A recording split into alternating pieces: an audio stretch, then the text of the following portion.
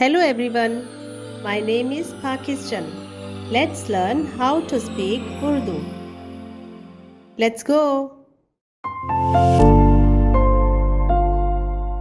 आपको शर्म आनी चाहिए।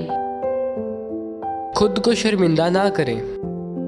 मुझे गालियाँ मत दो। मुझे जवाब ना दें। मुझे नीचा ना दिखाइए। दोबारा ये कभी मत करना। मैं आपसे मायूस हूँ। आप पागल हैं। आपका दिमाग यकीनन खराब हो गया है।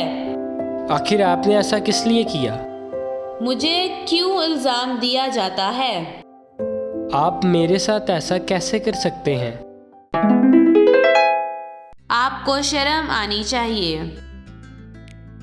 आपको शर्म आनी चाहिए। आपको शर्म आनी चाहिए। खुद को शर्मिंदा ना करें। खुद को शर्मिंदा ना करें। खुद को शर्मिंदा ना करें। मुझे गालियाँ मत दो। मुझे गालियाँ मत दो। मुझे गालियाँ मत दो। मुझे जवाब ना दें। मुझे जवाब ना दें। मुझे जवाब ना दें। मुझे नीचा ना दिखाइए। मुझे नीचा ना दिखाइए। मुझे नीचा ना दिखाइए। दोबारा ये कभी मत करना। दोबारा ये कभी मत करना। दोबारा ये कभी मत करना। मैं आपसे मायूस हूँ। मैं आपसे मायूस हूँ।